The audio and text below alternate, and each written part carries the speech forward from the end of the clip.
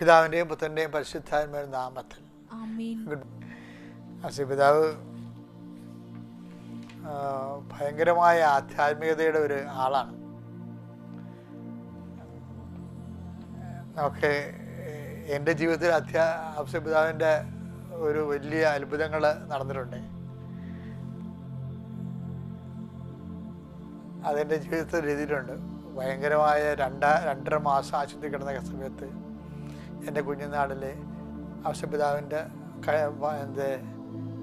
മാലയിലുള്ള ഒരു മുല്ലപ്പൂ എടുത്തു അപ്പൻ എൻ്റെ വായി വെച്ചതെന്ന് ഞാൻ ഓർക്കുന്നുണ്ട്.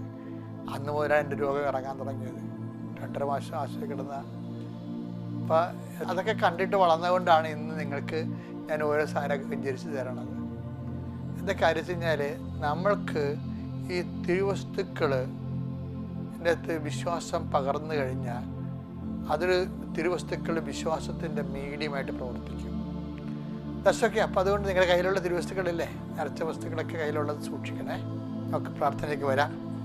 അമ്മേ, പരിശുദ്ധ അമ്മേ, ദേവമാതാവേ, അന്ന് അങ്ങ് കൃപാസനത്തിൽ പ്രത്യക്ഷപ്പെട്ട് വരാൻ പോകുന്ന മഹാദുരന്തത്തിൽ നിന്ന് രക്ഷപ്പെടാനും എല്ലാവർക്കും വേണ്ടി പ്രാർത്ഥിക്കുവാനും ആവശ്യപ്പെട്ടിട്ട് 20 വർഷം തികയുന്ന ഈ വേളയിൽ കൃപാസനത്തിലൂടെ ഞങ്ങൾക്കും ഈ ദേശത്തിനും അങ്ങ് മാധ്യതേടി തന്ന എല്ലാ അനുഗ്രഹങ്ങൾക്കും കൃപകൾക്കും ഞങ്ങളിപ്പോൾ ഹൃദയം നിറഞ്ഞ നന്ദി പറയുന്നു. അമ്മേ, പരിശുദ്ധ അമ്മേ, ജപമാല മാതാവേ, സകല കൃപാസനം പ്രാർത്ഥനയോടും ചേർത്ത് ഞങ്ങളിപ്പോൾ പ്രാർത്ഥിക്കുന്ന ഈ കുടുംബത്തിന്റെ പ്രത്യേക നിയോഗം ഓർക്കുക. ചിലപ്പോൾ ഇന്നലെ ഓർത്ത നിയോഗം തന്നെ ആയിരിക്കാം ഇന്ന് ഓർക്കണം. കുഴപ്പമൊന്നുമില്ല. അത് ഇന്നത്തേതായിട്ട് ഓർക്കുക. കർത്താവിന്റെ തിരുസന്നിധിയിൽ സമർപ്പിക്കുക. ഇന്ന് പുതിയ എന്തെങ്കിലും സംരംഭങ്ങൾ ഉണ്ടെങ്കിൽ അത് ഓർക്കുക. എഴുത്തുകുത്തുകൾ, ഫോൺ വിളികൾ. നമ്മുടെ ഇന്നത്തെ ജീവിതത്തിൽ നല്ല സെൽഫോണല്ലേ എൻ്റെ അകത്ത് മുഖ്യധാരമായിട്ട് വരണത്. പോകേണ്ട കാര്യമില്ല. എല്ലാം മെസ്സേജ് വരണ മെസ്സേജുകൾ. എല്ലാവരും മെസ്സേജ് നോക്കിയിരിക്കുകയല്ലേ. റിസൾട്ടൊക്കെ വന്ന മെസ്സേജിലൂടെയല്ലേ. അപ്പം അതുകൊണ്ട് മെസ്സേജ് നമ്മുടെ ഫോൺ എപ്പോഴും നമ്മൾ രാവിലെ എടുക്കുമ്പോഴേ ഒരു വിശ്വാസപ്രമാണം ചൊല്ലി എടുക്കണം നല്ലതാണ് കേട്ടോ. കാര്യം നമ്മുടെ ജീവിതം ഇന്ന് ഫോണുമായിട്ട് കണക്റ്റഡാണ്. നമ്മുടെ ദൈവത്തിൽ നിന്ന് അകന്നു പോകണ ഫോൺ വഴിയാണ്. അതുകൊണ്ട് ഒരേ സമയത്ത് നരകത്തിൻ്റെ സുഖത്തിൻ്റെ വാതിൽ ഫോണാണ്. അത് ഉപയോഗിക്കുന്ന പോലെ ഇരിക്കും.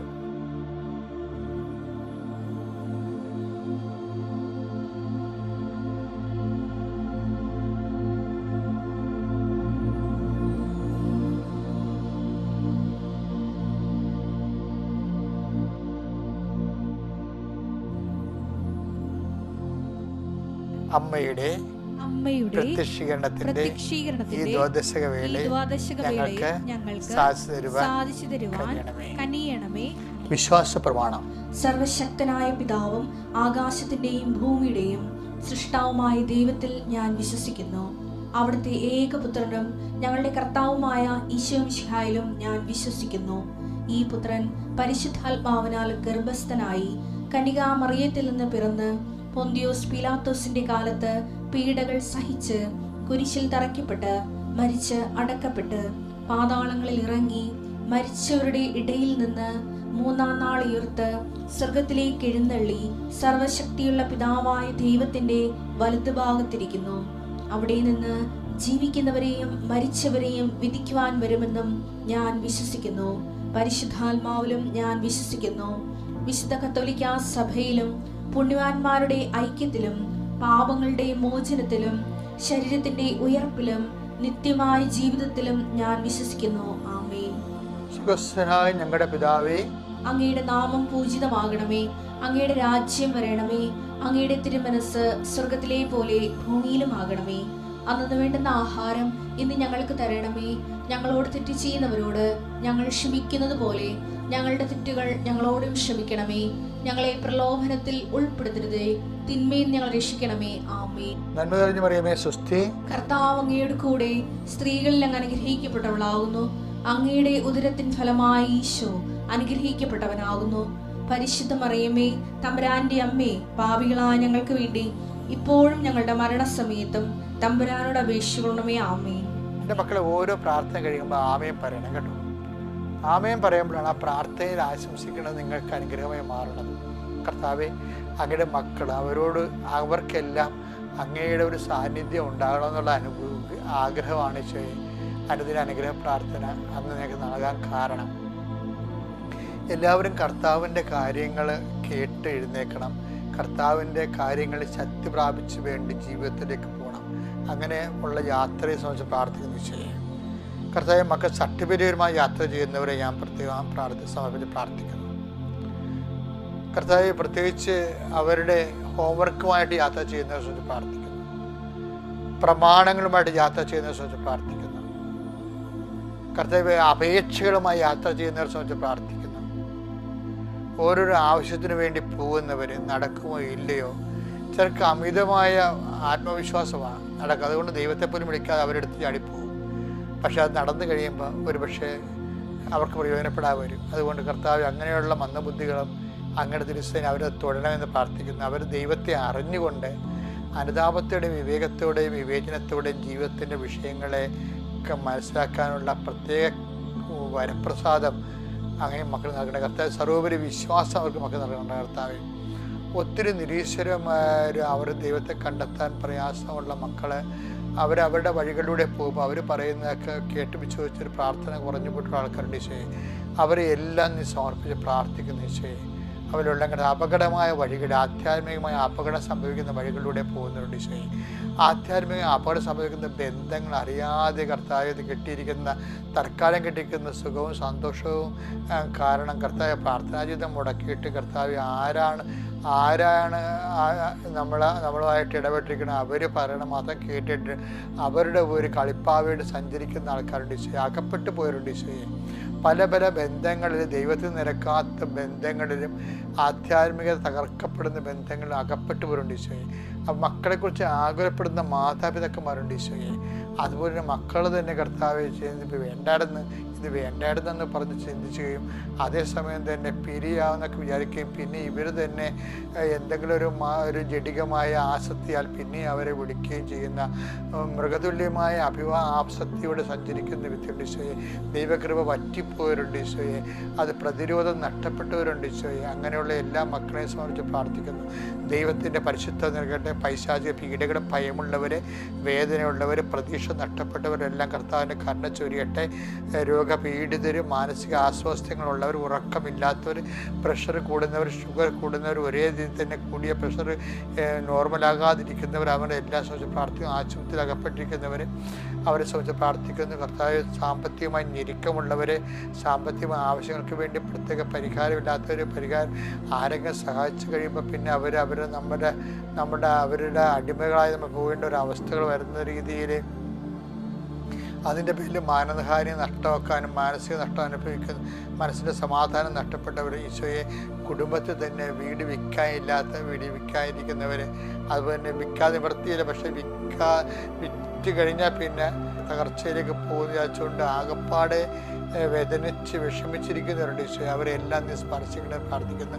അവർ തീരുമാനമില്ലാതെ നിൽക്കുന്ന എല്ലാ കുടുംബങ്ങളിലും തീരുമാനം ഉണ്ടാക്കാൻ കർത്താവിൻ്റെ കരുണ ചൊരിയട്ടെ. എൻ്റെ കർത്താവിൻ്റെ ഉന്നതമായ നാമത്തിൽ സഭയുടെ അധികാരത്തിൽ കുരിശിൻ്റെ അടയാളത്തിൽ ദൈവത്തിൻ്റെ ശക്തിയാൽ ഇന്ന് വേദനിക്കുന്ന എല്ലാ വിഷയത്തിനും ദൈവികമായ അടയാളം എത്രയും വേഗം ഉണ്ടായി സാക്ഷ്യം പറയാൻ ദൈവത്തെ മഹത്വപ്പെടുത്താൻ ദൈവം നിങ്ങളെ സഹായിക്കട്ടെ.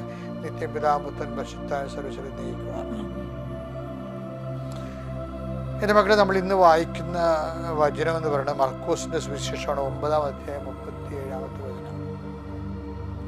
ഇതുപോലുള്ള ഒരു ശിശുവിനെ എൻ്റെ നാമത്തിൽ സ്വീകരിക്കുന്നവൻ എന്നെ സ്വീകരിക്കുന്നു.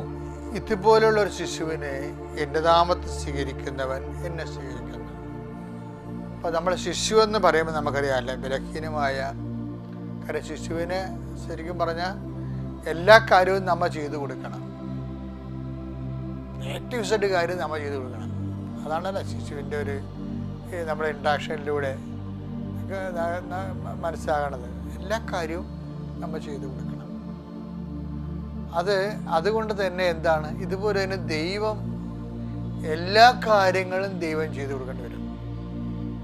ഇനി എല്ലാ കാര്യങ്ങളും നമ്മൾ ചെയ്തു കൊടുക്കേണ്ടി വരും. ചില കുടുംബങ്ങളിൽ അപ്പൻ മരിച്ച് പെങ്ങളെയും മക്കളെയും കൊണ്ട് വീട്ടിൽ നിർത്തിയിരിക്കുകയാണ്. പെങ്ങൾക്കാണെങ്കിൽ അസുഖമാണ്, കുഞ്ഞുങ്ങൾക്കാണെങ്കിൽ. അപ്പം നമുക്കൊരു ഭാരമായിട്ട് തോന്നും കഴിയും. അത് ചിലപ്പോൾ നമ്മുടെ ഭാര്യയും മക്കളും ചിലപ്പോൾ സമ്മതിച്ചില്ലെന്ന് വരും. അപ്പോൾ നമ്മൾ അവരുടെ മാറ്റി താമസിപ്പിക്കുക. എന്തായാലും നമ്മുടെ വരുമാനത്തിന് ഒരു ഭാഗം അവർക്ക് കൊടുക്കേണ്ടി വരും. അപ്പോൾ അവരുടെ ബലഹീനമായ സാഹചര്യങ്ങളാണ്. അപ്പോൾ എന്താണ് അവരെ സന്ധിക്കുന്ന ഒത്തിരി ആങ്ങളമാരൊക്കെ ഉണ്ട്. എനിക്കറിയാം ഇതുപോലെ ആങ്ങളമാരുടെ തന്നെ ബന്ധുക്കൾ, ഇതുപോലെ ആയിപ്പോയ ബന്ധുക്കളെ രഹസ്യമായിട്ടും പരസ്യമായിട്ടും സഹായിക്കുന്നവരുണ്ട്. പക്ഷേ നിങ്ങൾ സഹായിക്കുമ്പോൾ എന്നിട്ട് പിന്നെ അവരുടെ ഭാഗത്തു നിന്ന് എന്തെങ്കിലും നിങ്ങൾ ഉദ്ദേശിക്കുന്ന പോലെയുള്ള നിങ്ങൾ പറയണവർ കേൾക്കാതിരിക്കുകയോ, അല്ലെങ്കിൽ അവർ പോകേണ്ടെന്ന് പറഞ്ഞ സ്ഥലത്ത് അവർ പോവുകയോ, സംസാരിക്കേണ്ടത് പറഞ്ഞ സ്ഥലത്ത് അവർ സംസാരിക്കുകയോ ചെയ്യുമ്പോൾ നിങ്ങളുടനെ പോലീസാകും.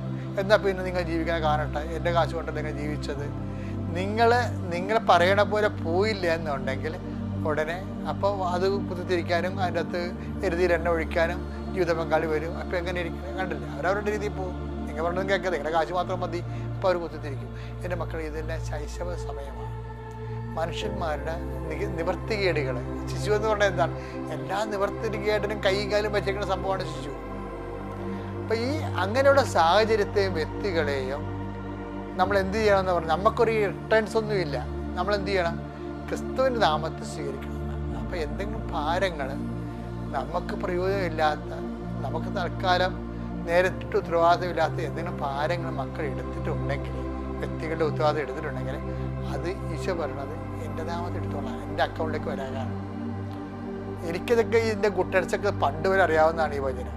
അപ്പം എന്നോട് ഈശോ പറഞ്ഞ് ഇങ്ങനെ വ്യാഖ്യാനിക്കാനാണ് പറഞ്ഞിരിക്കുന്നത് പണ്ട്. ഞാനതുകൊണ്ട് ഇന്ന് എങ്ങനെ വ്യാഖ്യാനിച്ച് കൊടുക്കത്തുള്ളൂ. എന്താണ്?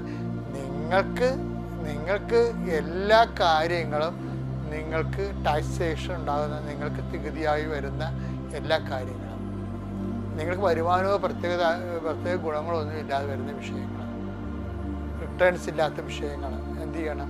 ക്രിസ്തുവിൻ്റെ നാമത്തിൽ സ്വീകരിക്കണം. അപ്പോൾ അതുകൊണ്ട് നിങ്ങൾ അപ്പം തന്നെ എന്നിട്ട് നിങ്ങൾ അവരോട്, ചിലപ്പോൾ നിങ്ങളുടെ അധ്വാന ബലം കൊണ്ട് അവർ ജീവിക്കണമെങ്കിലും ചിലപ്പോൾ നിങ്ങൾ പറഞ്ഞ അവർ കേൾക്കത്തില്ല. അവർ മനഃപൂർവ്വമല്ല, അവർ മനുഷ്യരല്ലേ. അപ്പം അത് മനസ്സിലാക്കി, ക്രിസ്തു എന്ന് മനസ്സിലാക്കുന്ന ഒരാളാണ്. ക്രിസ്തുവിൻ്റെ നാമത്തെ സ്വീകരിക്കുക എന്ന് വെച്ച് കഴിഞ്ഞാൽ, ഇപ്പം പത്രോസ് സാബത്ത് ദിവസം അവിടുന്ന് കണ്ടവൻ്റെ പറമ്പിൽ നിന്ന് ഗോതമ്പ് മണി എടുത്ത് കഴിച്ചു.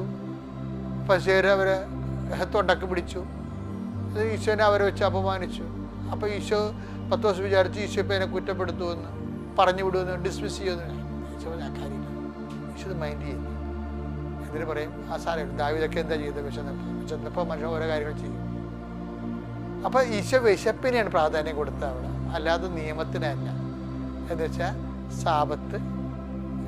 അപ്പോൾ വിശപ്പ് സാബത്തിനേക്കാളും നിയമ സംവിധാനത്തെക്കാളും അപ്പുറത്താണെന്ന് എൻ്റെ അർത്ഥം. അത് അഡ്രസ്സ് ചെയ്യേണ്ടി ഒരു സഭയായാലും ആരായാലും.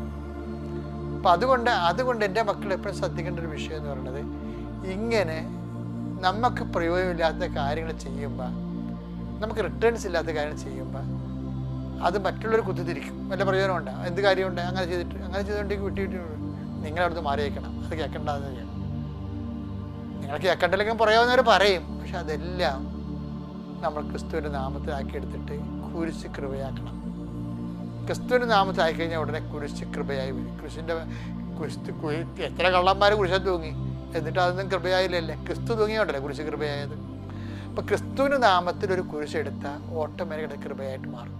അങ്ങനെ നിങ്ങൾക്ക് ഗുണം ചെയ്യാത്ത, നിങ്ങൾക്ക് റിട്ടേൺസ് ഇല്ലാത്ത, നിങ്ങൾക്ക് പ്രയോജനമില്ലാത്ത എല്ലാ വിഷയങ്ങളും, വ്യക്തികളും, സംഭവങ്ങളും ക്രിസ്തുവിൻ്റെ നാമത്തിൽ എടുത്തുകൊണ്ട് കൃപ നിറയാൻ ദൈവം നിങ്ങളെ അനുഗ്രഹിക്കട്ടെ. Praise the Lord.